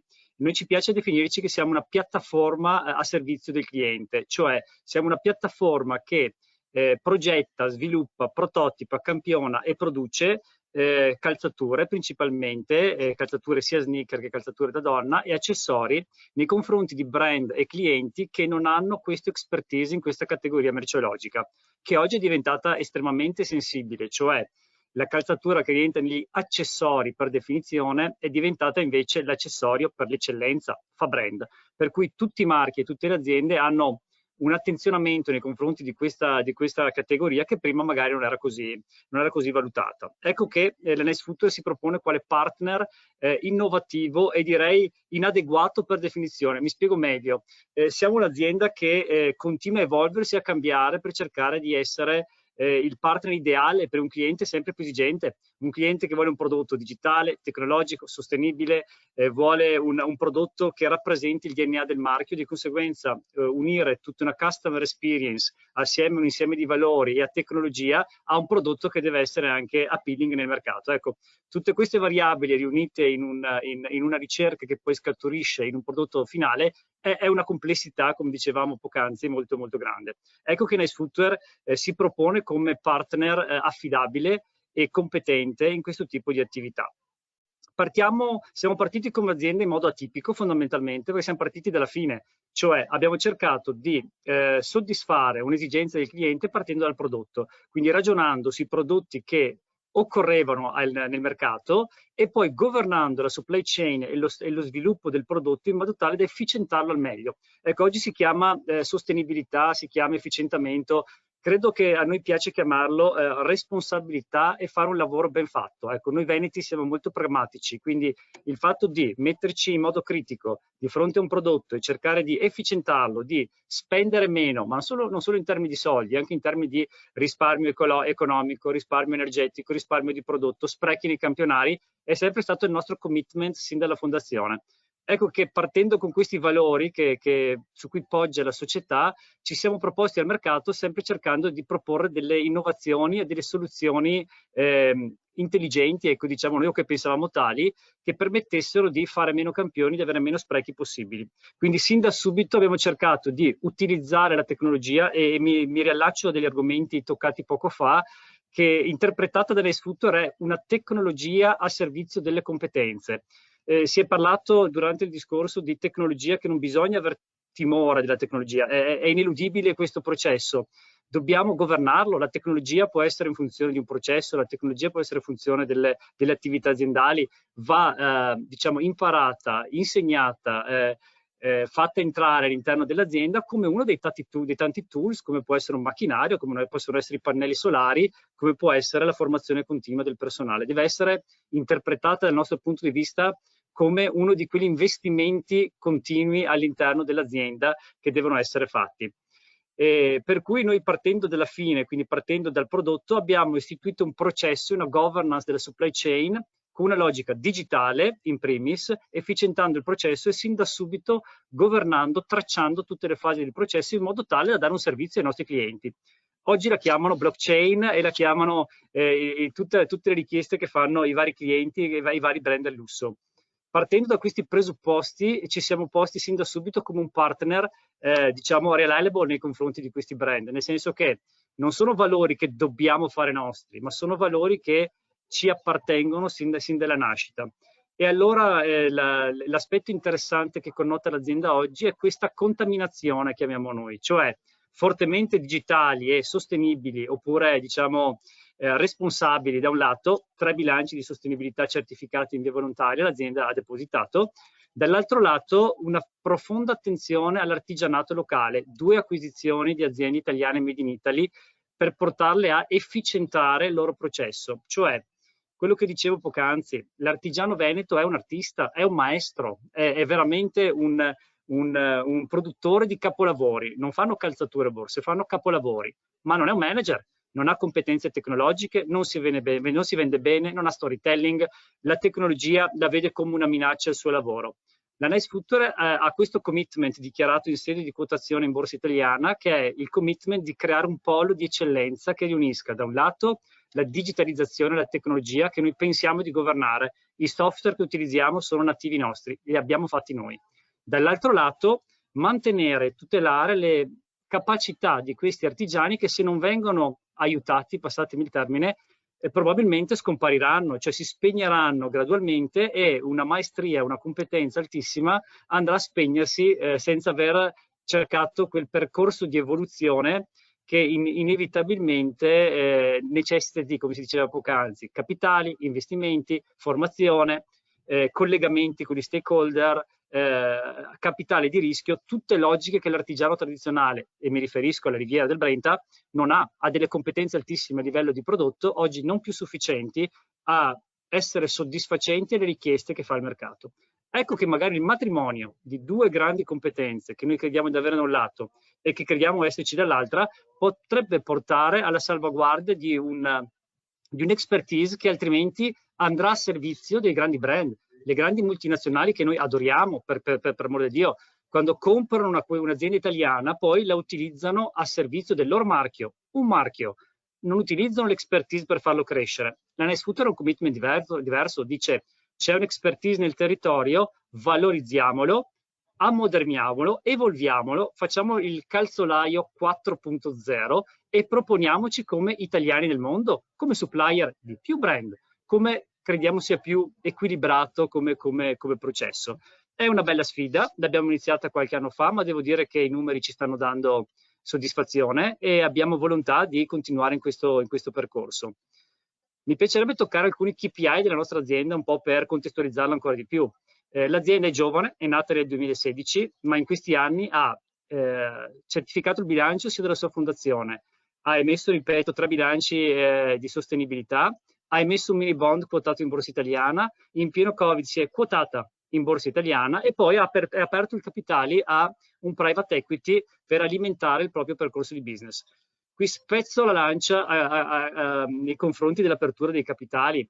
Mettersi in discussione con un partner esterno è una bella sfida. Certo ti giudica, certo ti chiede il business plan, certo ti chiede di strutturarti, ma ti fa crescere, ti fa maturare e ti dà quelle risorse che magari una piccola e media impresa del 2016, quindi 6 anni, 7 anni, in autonomia non avrebbe. Ecco, quindi credo che un'apertura in tal senso sia una logica necessaria per poter competere in un mercato globale, anche a livello mentale, per cominciare a dotarsi di manager. La Nice Food è managerializzata, abbiamo 4 manager, un operation manager, un product manager, un direttore commerciale con valenza di sviluppo prodotto. Di conseguenza è indispensabile che ci sia un management team qualificato che porti avanti il percorso. Mi allaccio a un altro KPI fondamentale che è stato toccato, che è il reshoring, e mi piace il termine che avete utilizzato, che se poi non avete i diritti di autore vi piacerebbe fare nostro, che è il right shoring. Bellissimo, cioè avere la presunzione che adesso si faccia tutto in Italia dalla mattina alla sera mi sembra che sia un'utopia. Cerchiamo di essere obiettivi. Il right shoring è corretto, abbiamo delle eccellenze e ripeto, nelle Food 2 acquisizioni in un anno, è evidente che vuole fare reshoring. È un esempio lampante. Abbiamo acquistato una nuova struttura di 4.000 metri totalmente sostenibile, siamo autosufficienti a livello di elettricità, l'abbiamo rinnovata e abbiamo spostato il calzaturificio all'interno, creando un ambiente adeguato ai nostri collaboratori italiani. Quindi credo che siamo assolutamente pro il reshoring o il nearshoring, ma non possiamo far finta che il mondo al di fuori non esista. Ci sono competenze al di fuori di noi, specializzazioni che devono essere governate dai nostri valori. Questo è un altro tema. Facciamo i nostri valori del Made in Italy che devono andare all'estero. Non svendiamoli, portiamoci portatori di questi valori e manteniamo le nostre eccellenze in Italia. Ecco, questa è un po' la nostra interpretazione. Poi non so se è giusta o sbagliata, però cerchiamo di fare il nostro percorso non in maniera miope, né andando solo all'estero, ma neanche stando solo in Italia, cercando di essere, a noi piace dire, orgogliosi italiani all'estero. Ecco, ci piace paragonarci ai Maneskin fondamentalmente, che cantano con linguaggio italiano ma in tutto il mondo. Ecco, come idea ci trova molto a nostro agio. Concludo un po' per non annoiarvi con 2 temi. Mi piacerebbe definire il manager come un manager un po' più imprenditore e l'imprenditore un po' più manager. Oggi bisogna che le 2 ruoli siano un po' più, come dire, promiscui. Cioè il manager non deve essere più l'uomo dell'ordine, dei numeri, diciamo degli schemi, del principio di Pareto, sì, ma deve essere empatico, deve essere attento a quello che succede, deve essere un po' più imprenditore, avere quell'intuito che era tipico del fondatore, deve un po' togliersi, diciamo, il punto di vista meramente dei numeri e dei tecnicismi, che sono fondamentali, ma deve anche avere quella sensibilità che è tipica dell'imprenditore. E poi il dottor Carraro ne è un esempio. Dall'altro lato bisogna essere imprenditori con intuito, lavorare di pancia, attenzione, sensibilità, ma anche essere manager. Oggi l'imprenditore non può più prescindere da certe competenze tecniche che erano tipiche del manager. Quindi le due figure a noi piace un po' mescolarle, responsabilizzando da un lato i manager, dall'altro lato l'imprenditore deve un po' parlare anche la lingua del manager, utilizzando i file che il manager fanno, magari noiosi e quant'altro, ma saperli anche gestire. Mi allaccio al discorso delle risorse umane. Le risorse umane nella moda sono fondamentali. La differenza la fanno le risorse umane, perché rimane un settore di matrice artigianale, cioè industrializzare tutto il processo della moda è impossibile. La figura della persona è fondamentale, sia della creazione ma anche della sensibilità nel prodotto in termini di execution, e noi italiani siamo eccellenti in entrambi, quindi è un valore grandissimo. Purtroppo noi abbiamo un problema gigantesco, cioè le strutture che producono moda, quindi non gli atelier di designer, le fabbriche che producono il prodotto finale, sono delle fabbriche che tendenzialmente non sono attrattive, cioè il mestiere del calzolaio, passatemi il termine, nessun giovane lo vuole fare, perché è un mestiere che è legato al lavoro, diciamo, duro, al lavoro in un ambiente non attrattivo. Allora io dico, ma perché non creiamo un ambiente figo, scusatemi il termine, cioè fare il cuoco, ti chiami Masterchef, 4 video, la cucina è splendente, e allora tutti vogliono fare i cuochi, e scuole di cuoco, e reality sui cuochi, e tutti che vanno in quella direzione lì. Noi facciamo le calzature più belle del mondo e nessuno vuole venire. Le nostre calzature sfilano a Tokyo, a Milano, a New York, le indossa Beyoncé e nessuno vuole venire. Allora, dobbiamo anche porci qualche domanda: non vogliono venire perché è un lavoro duro? Certamente, ma noi imprenditori cosa possiamo fare per attrarre questi giovani? La Nice Future cosa ha fatto? Ha fatto un posto fighissimo. Abbiamo fatto un posto dove uno viene, è un parco giochi, ci sono visori digitali, non si disegna più a carta, abbiamo messo l'ultima ritrovati tecnologici per le linee produttive, 45 metri quadrati giardino verticale, l'azienda è totalmente autonoma a livello energetico. Stiamo cercando cooperazioni e confronti attivi come quello di oggi, è stupendo, confrontiamoci, contaminiamoci, sentiamo cosa fare, non restiamo chiusi noi, facciamo squadra, vediamo i vari settori che cosa stanno facendo per imparare. Noi stiamo imparando molto dell'automotive. La nostra linea produttiva è ispirata all'automotive e alla lean production nei tempi e nei modi, perché sicuramente hanno uno stato di avanzamento probabilmente superiore rispetto a quello dei calzaturifici tradizionali. Quindi ecco, questa apertura e questo confronto con gli stakeholder per noi è fondamentale. Stiamo cercando di cooperare sempre di più con le realtà locali, quindi università, dove siamo uno dei main sponsor di 800 anni di Padova, con le scuole locali, con gli istituti come Confindustria, proprio per cercare di trasmettere le nostre idee, di condividere le idee che provengono dagli enti, e stiamo trovando un grande, diciamo, dialogo e un profondo impegno anche dal Politecnico Calzaturiero, che è un'eccellenza internazionale che si sta rinnovando, che si sta mettendo in discussione, e dove noi come industriali dobbiamo essere al servizio di non solo aspettare che ci sforni i giovani, dobbiamo essere lì a dire: guarda che posso essere anche io uno strumento, usami, perché questi giovani ci servono, non vogliono che scappino via. Dicevamo poco fa che vanno all'estero, che vanno a cercare lavoro da altre parti.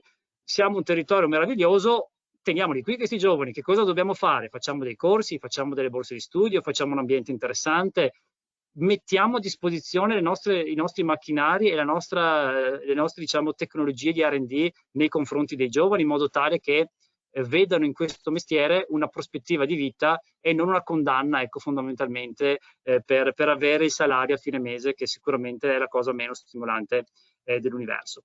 Quindi ecco, colgo appunto questo punto per poi lasciare la parola ad Alice Marcato, che è l'interlocutore con cui ci stiamo confrontando per questi progetti, e spero che, se abbiate modo di passare qui alle porte di Padova, ci venite a trovare, perché le porte sono sempre aperte per tutti e un buon caffè lo troverete di sicuro. Grazie mille Bruno. A me, allora, penso che chi ti ha sentito non è rimasto assolutamente deluso, e devo dire forse alcuni saranno rimasti sorpresi, perché secondo me, ce lo siamo già detti, ma è davvero, ti devo veramente fare i complimenti, perché hai una lucidità nella visione proprio imprenditoriale, nel modello di business, eccetera, e proprio in tutta la strategia, anche quella che dicevi di attrattività dei luoghi, belli che devono attrarre i giovani, cioè non è che non possiamo lamentarci se non vengono, dobbiamo chiederci come fare a farli venire, come dicevi te. Insomma, mi pare che ci hai tracciato, insomma, mi è piaciuto tutto quello che ho sentito, ecco, quindi ti devo fare soltanto tanti complimenti, in bocca al lupo e ci vediamo prestissimo, direi, perché qua bisogna Spero lavorare. presto. Poi alle 18 facciamo lo spritz in azienda con tutti quanti, rimaniamo fortemente veneti, quindi nell'area collettiva cerchiamo sempre di rendere uno spirito di squadra, quindi sarete benvenuti anche lì. Sempre dopo le 18, perché sennò... Sempre dopo le 18, guai. Grazie ancora Bruno, buon pomeriggio. Allora, è stata chiamata in causa e con grande piacere invito Alice Marcato. Eccola qui, Alice, buon pomeriggio. Buon pomeriggio. Allora, è stato fatto un quadro un po' del settore e penso che Alice ci possa dare un contributo interessante, molto interessante, perché il Politecnico è una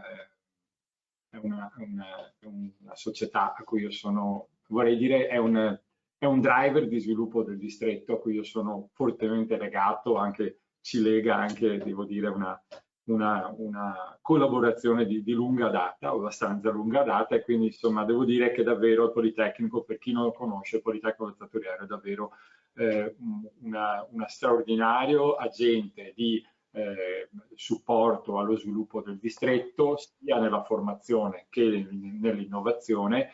È una struttura assolutamente unica, lo ricordava Bruno, vorrei dire a livello europeo, e fornisce proprio quello che a questo settore, al settore della moda, manca, cioè fornisce una formazione soprattutto di carattere tecnico a moltissimi giovani. Quindi rispetto e appunto Alice adesso ha in mano le redini di questa straordinaria struttura, e quindi appunto rispetto a quello che abbiamo sentito, sostenibilità, tema risorse umane, eccetera, volevo un po' che ci raccontasse cosa bolle in pentola da quelle parti. Ecco, volevo solo ricordare una cosa, che noi parliamo sempre di spopolamento dei distretti o dissolvimento dei distretti. Il distretto della Riviera del Brenta ha aumentato l'occupazione rispetto a 20 anni fa e produce tutte le scarpe, penso praticamente tutte le scarpe di lusso che vengono realizzate dai brand mondiali. Quindi passo parola a Alice, la ringrazio per essere qui con noi.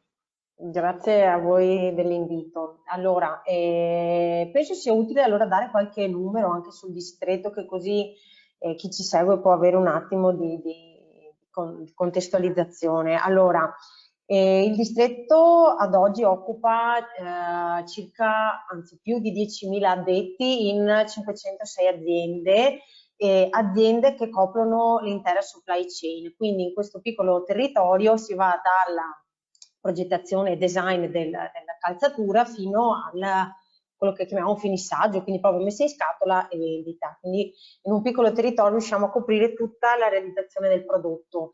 Come diceva il dottor Miotto, vengono prodotte tantissime calzature, siamo sulle 20 milioni di paia all'anno, fatturato di più di 2 miliardi di euro e 92% di export, quindi per un mercato che non è quello italiano principalmente. E prima di addentrarmi su quelli che sono i driver che stiamo affrontando come supporto alle aziende, sia in tema di ricerca e sviluppo ma anche di formazione, volevo anche un attimo soffermarmi su quella che è la struttura del distretto, perché ovviamente la tipologia di aziende che vediamo essere presenti indica anche cosa ci troviamo ad affrontare. Perché di queste 500 aziende, allora ne avremo di calzaturifici, saremmo sui 150 calzaturifici, quindi che assembla il prodotto finito, e abbiamo una grande diversità perché andiamo dai grandi brand che si sono stabiliti con i propri stabilimenti qui nel territorio, passando poi alle PMI di due tipologie, o contoterzisti puri, quindi lavorano direttamente solo per uno o più brand, anche perché arriviamo ad aziende che gestiscono anche 5-6 grandi brand, oppure PMI che lavorano per una parte come controterzisti e per l'altra parte cercano di rimanere sul mercato con il proprio marchio, che spesso è un marchio di origine familiare, quindi sono PMI di natura familiare che cercano di portare avanti cercando soprattutto una nicchia di mercato in cui poter mantenere il proprio prodotto. Perché dico questo? Perché ovviamente ci troviamo ad affrontare diverse tipologie di manager, imprenditori, quindi è difficile ovviamente riuscire a definire un'unica strategia che può andare bene per il distretto, perché ci troviamo ad affrontare ovviamente esigenze e approcci totalmente diversi. Approcci diversi perché andiamo da un lato il brand, che è ovviamente driver, grazie alle potenzialità e gli avanzamenti tecnologici, ma anche di ricerca, di spinta anche economica, perché bisogna dire anche la spinta economica aiuta sicuramente, fa da driver sui temi di rilevanza europea, mondiale, insomma quello che è. E quindi porta avanti tutta la parte di sviluppo tecnologico, innovativo, sostenibile, sia per il proprio brand ma anche con una spinta sulle aziende con cui lavora, quindi le aziende monobrand oppure che lavorano come conto-terzisti ovviamente sono trainati da questi grandi driver. Dalla parte opposta invece troviamo la PMI che magari gestisce principalmente, insomma, ha anche un marchio proprio che ovviamente ha delle potenzialità diverse, che ha anche un approccio diverso a questi driver e che quindi di solito noi ci troviamo a gestirli, diciamo, un po' nel momento dell'urgenza. Quindi se il driver dell'approccio tecnologico, non so, ha certi sistemi di progettazione virtuale, in alcuni brand, in alcuni PMI è ormai quasi superato e di routine, in altre situazioni vediamo che c'è una grande diffidenza nell'approccio alla tecnologia, sia per una scarsa conoscenza sicuramente, sia per tutto ciò che ci sta dietro come implementazione dello strumento tecnologico stesso e anche di tutta la formazione che ci sta dietro, perché io quando parlo con le aziende l'approccio è sempre di dire conoscete lo strumento, valutate a livello economico cosa significa introdurlo, ovviamente anche a livello di operatività, ma anche tutta la formazione che ci sta dietro alle persone per poterlo utilizzare, se no il vostro investimento alla fine cade nel nulla. Quindi ecco, l'approccio diverso sicuramente in base a chi ci troviamo con tipologie di azienda con cui ci troviamo a lavorare e ovviamente anche un grandissimo limite conoscitivo nei temi, perché faccio un esempio, il tema che ormai, insomma, che avete anche nominato precedentemente, il tema della sostenibilità ormai ha un impatto con quello della digitalizzazione in modo veramente importante, ovviamente anche nel nostro distretto. Uno dei motivi è sicuramente quello che dicevo dei brand che portano insomma a questa esigenza e la fanno ricadere sul produttore, dalle regolamentazioni europee sempre più impattanti, sempre anche più stringenti anche nelle scadenze, perché qui a fine marzo ne entra in vigore una sul greenwashing, quindi sulla comunicazione della sostenibilità corretta e supportata da documentazione, tutta la mappatura del prodotto nel tracciamento del percorso di produzione. Quindi in Francia per la vendita, ad esempio, un produttore locale deve certificare e tracciare, quindi dare comunicazione al consumatore finale di quello che è il percorso che ha seguito la calzatura, dove è stato cucito, dove è stato montato. Quindi in questo caso cosa ci troviamo a affrontare? Tornando al passaggio precedente, ad affrontare l'urgenza e la criticità di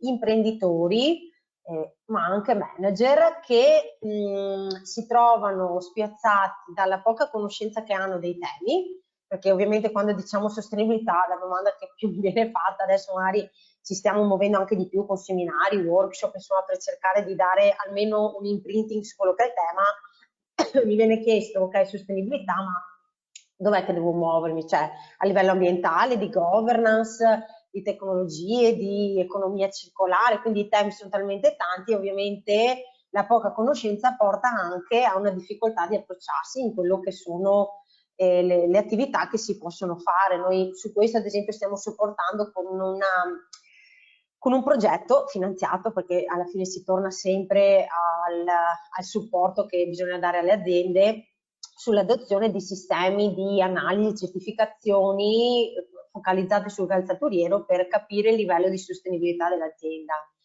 E quindi anche noi tramite attività di workshop, seminari, incontri con esperti anche a livello che sia di materiali, che sia di tecnologie, cerchiamo di dare una panoramica conoscitiva all'imprenditore o al manager, perché appunto poi imprenditore e manager alla fine si sovrappongono nelle piccole dimensioni, poi man mano che la dimensione aziendale cresce e si struttura troviamo anche figure diverse che magari gestiscono i vari processi, però fondamentale sicuramente è la conoscenza approfondita di quelli che sono i temi, altrimenti se non è il manager che è convinto ad introdurre nella propria azienda innovazioni tecnologiche o nuovi modelli di business o tutti gli approcci sostenibili, quello insomma che ci siamo detti finora, sicuramente l'azienda non si muoverà in nessun ambito di questi che ho appena detto. Ecco. Esempio lo è appunto Bruno, che è dalla testa dell'azienda che poi si vedono sviluppare tutti gli approcci che Bruno ha raccontato. Noi con Politecnico lavoriamo già da un pochino con l'azienda di Bruno, adesso ancora di più proprio perché è fondamentale, come è già stato detto, il lavoro di squadra. Il lavoro di squadra a supporto di tutte quelle che sono le esigenze dal lato nostro formativo, perché noi l'80% del nostro business è dedicato alla formazione che diamo agli operatori su tutti i livelli dell'azienda, ma anche a livello conoscitivo su imprenditori e manager. Formazione che cerchiamo anche di trasferire e puntualizzando l'importanza del lavoro di squadra, perché in realtà gli imprenditori non si rendono conto che già lavorano in squadra, essendo un anello di una catena che è la supply chain produttiva, già loro sono in una squadra. Solo che è molto difficile mettere a sistema un approccio di condivisione con degli obiettivi comuni, perché ognuno sta bene nel suo orticello e c'è molta reticenza a condividere esigenze per raggiungere degli obiettivi comuni. Questo tra le diverse aziende e molto anche con le università e i centri di ricerca che mondi distanti anni luce, chi da la parte accademica più di ricerca, la parte aziendale totalmente focalizzata sulla produzione, grazie a dei progetti delle reti innovative regionali c'è la possibilità, e lo abbiamo già fatto in passato, uno lo abbiamo chiuso da poco, un po' di anni fa ne abbiamo fatto un altro sempre ad esempio sulla tracciabilità del prodotto. C'è la possibilità di supportare le aziende, quindi andando a lavorare proprio con quella che è la testa aziendale e mettendola in contatto con dei centri di eccellenza e le università che possono dare dei driver e iniziare a creare delle strategie effettive per le aziende. Ovviamente questo lo si riesce a fare solo con le aziende che effettivamente sono propense, altrimenti l'adozione di certi sistemi è molto difficile. Industria 4.0, non tutte le aziende ovviamente sono in quella direzione, c'è chi ci è già arrivato, c'è chi è ben distante. Se penso che noi abbiamo un progetto europeo su Industria 5.0, quando abbiamo iniziato a lavorarci sono venuti dei pensieri, perché dico, alcune aziende sono industria quasi neanche 3.0, figuriamoci quando arriveranno a 5.0, però è anche nostro compito quello di spingere e di promuovere in questa direzione un po' tutto il distretto. Ecco. Quindi ho cercato di riassumere al massimo ciò che sta succedendo. Grazie mille Alice. Sì, conosco bene tutto quello che sta facendo il Politecnico e tutto quello che ha fatto per lo sviluppo del distretto. Vorrei dire il nostro presidente del Politecnico dice che probabilmente senza il Politecnico non ci sarebbe quel distretto. Io penso che non abbia tutti i torti, insomma, perché effettivamente la capacità e lo sforzo che fate tutti i giorni per supportare le aziende e soprattutto poi per fornire formazione, perché bisogna ricordare che i docenti del Politecnico sono sono tutti sostanzialmente esperti del settore, non sono docenti che fanno quello di professione, quindi il trasferimento di conoscenze è garantito da gente che sostanzialmente fa le scarpe, se non sono le più belle, sono sicuramente le più difficili del mondo, come dicono. Assolutamente sì. Benissimo, grazie mille allora per il contributo. Grazie. Alle prossime, grazie Alice. E allora chiudiamo con l'ultimo intervento, Salvatore Gabellano, policrisi e competenze manageriali. Bel tema, direi. Rino, grazie.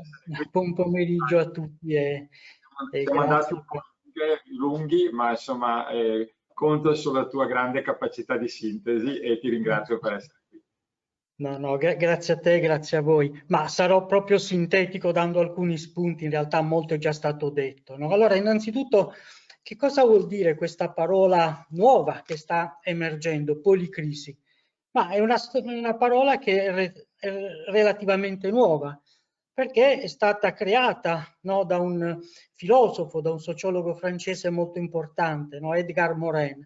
Ed Edgar Morin dice che proprio il nostro millennio, no, quando scriveva, si sarebbe proprio caratterizzato da una serie di crisi intrecciate e sovrapposte tra di loro.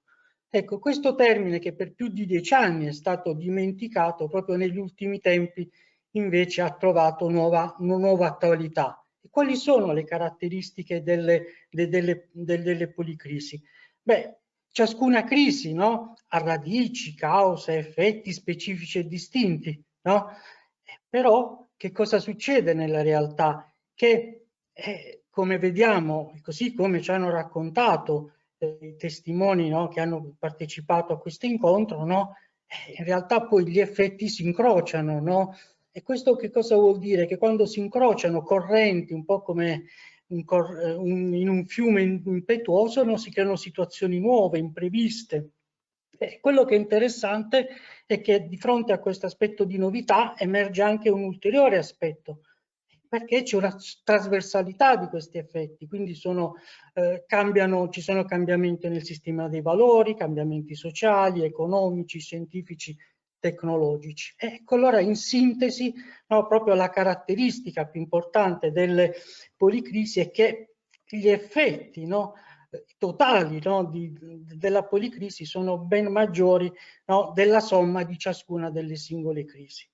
Ecco, questo concetto ci aiuta a comprendere, no, lo scenario che tutti noi stiamo vivendo e che le aziende stanno affrontando. Quindi anche un momento di crisi, quindi è un momento di difficoltà, però le imprese, no, che abbiamo visto sono riusciti a fare qualcosa in più, hanno interpretato questa situazione di crisi anche come una spinta al cambiamento, una spinta all'innovazione. E come diceva il presidente Carraro, quali sono le aziende che stanno attraversando questa fase di transizione? Beh, c'è una caratteristica importante: le aziende che per prime, no, hanno puntato, hanno investito nelle nuove tecnologie, beh, sono state poi le aziende che hanno saputo affrontare meglio questi ultimi anni. Quello che è importante, no, è la capacità di antivedere il futuro, no? Come, per utilizzare un'espressione cara alla Fondazione Nord-Est. Cioè, questi imprenditori, no, hanno capito che le nuove tecnologie, in particolare quelle digitali di Industria 4.0, no, avrebbero fatto la differenza in termini di creazione di valore, in termini di customer experience e di efficienza, flessibilità e così via. E questo è stato un aspetto molto importante, perché ha significato un senso di apertura, no, verso conoscenze nuove, quindi verso nuovi attori, verso nuovi sistemi, verso le università, verso i centri di ricerca, verso altri mondi. E allo stesso, di fronte a questo acquisizione di nuovo know-how, c'è un'ulteriore, no, leva, che è un'ulteriore traiettoria che abbiamo visto, è che proprio c'è il maggior presidio delle catene di approvvigionamento. Ecco, abbiamo visto l'aumento delle scorte, nearshoring, reshoring, acquisizione. Quello che è interessante, no? È che in realtà tutte le aziende importanti, tutte le aziende eccellenti hanno saputo gestire la complessità e quindi hanno aumentato le scorte, no? Hanno fatto reshoring e come abbiamo visto, no? Hanno fatto anche il caso di Nicefood molto bello, no? Anche le acquisizioni. E questo che cosa vuol dire? Vuol dire che di fatto le aziende hanno aumentato il maggior controllo, no? Del proprio prodotto, no? Come qualcuno dice, no? Essere padroni del proprio prodotto. E questo è molto molto importante perché di fatto, no, c'è stato un rafforzamento, no, della competitività strutturale di queste imprese ed è stato un rafforzamento del sistema aziendale in termini di sostenibilità a 360 gradi, quella ambientale, economica, finanziaria, tecnologica. E proprio questo rafforzamento, no, della competitività ha consentito a queste imprese di essere pronti al cambiamento, a quello che sta succedendo, anche all'imprevisto, all'imprevedibile. E dall'altro lato, che a me piace semplicemente dare un cenno, perché ne abbiamo sentito parlare qualche minuto fa, no?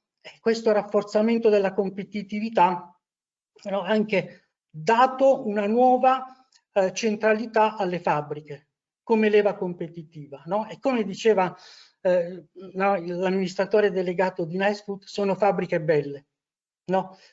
Quindi fabbriche belle dove c'è le nuove tecnologie, no? E fatte proprio per attirare, no, i giovani, le nuove competenze, chi possiede le nuove competenze necessarie per competere. Allora, di fronte a questo scenario di policrisi, di fronte a questo scenario di rafforzamento della competitività strutturale delle aziende, come cambia il ruolo del management? Beh, noi abbiamo trovato una bellissima espressione del professor Delay che ci dice: no, il manager deve essere un manager di movimento. Un manager di movimento perché la velocità, no, del contesto, del cambiamento tecnologico, sociale e così via è diventato così elevato che il manager non può non essere, no, in movimento. E questo che cosa vuol dire? Vuol dire che bisogna saper guardare, saper gestire le imprese in maniera diversa.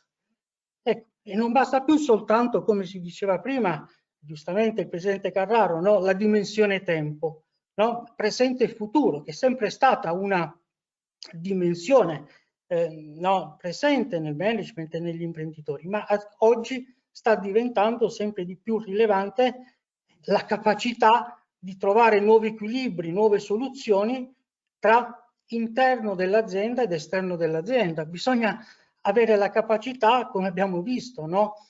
Proprio nel caso di Nicefood, no? Di riallocare, di trovare una nuova organizzazione, di riallocare le risorse, di riallocare gli asset, no?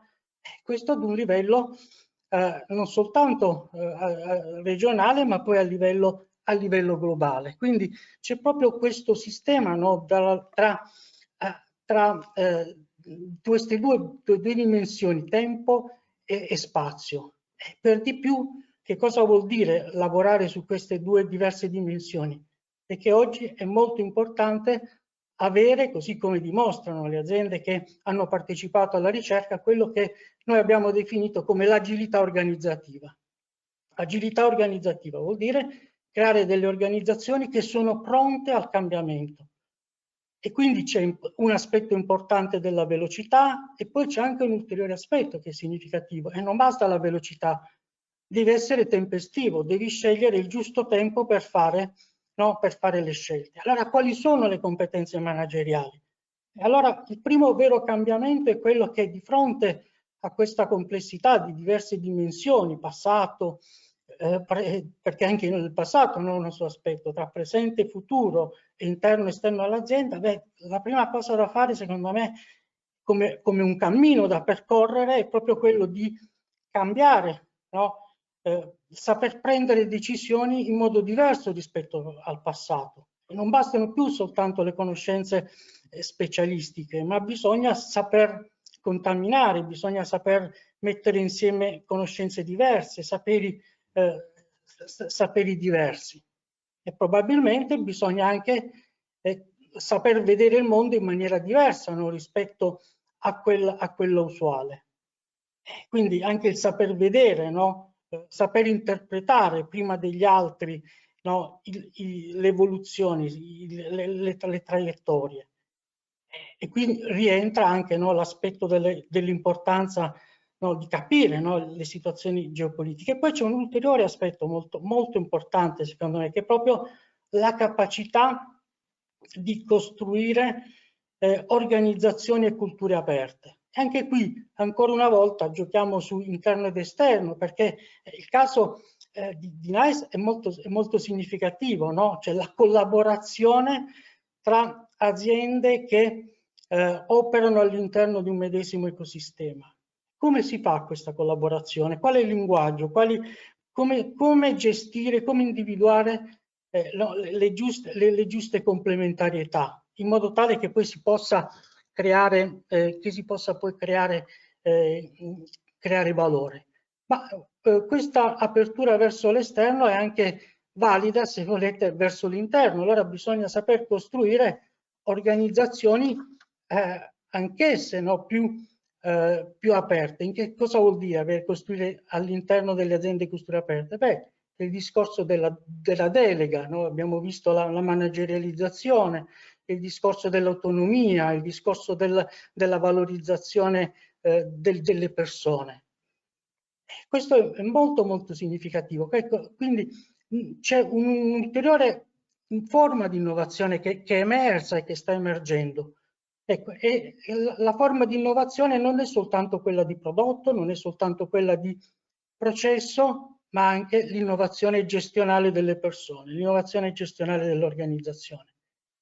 Allora, però, questi sono percorsi, no? E quando si innova così a 360 gradi, bisogna anche saper gestire il cambiamento all'interno delle organizzazioni, tenendo presente le persone, la capacità di costruire la fiducia, la capacità di costruire, no, quello che in termine tecnico viene definito sicurezza psicologica, per cui le persone, no, anche quando esprimono idee diverse, no, da quelle usuali, da quelle del mainstream, sono ascoltate e non sono valutate.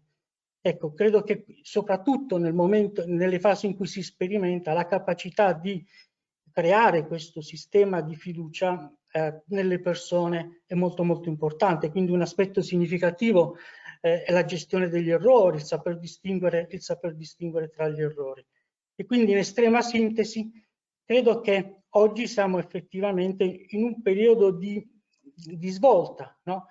Siamo a fronte di una necessità di sviluppare una leadership di movimento.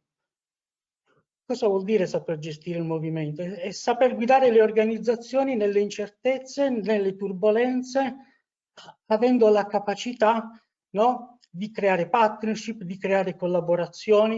E questo vuol dire avere la capacità di guida, di visione, di controllo, cercare proprio questo tipo di nuovi equilibri tra forze che possono sembrare opposte. L'ultima cosa, allora, come si fa a sviluppare la leadership di movimento? Beh, si fa proprio quello che noi abbiamo visto, abbiamo sentito proprio adesso. Sicuramente i corsi sono importanti, ma poi far crescere la consapevolezza.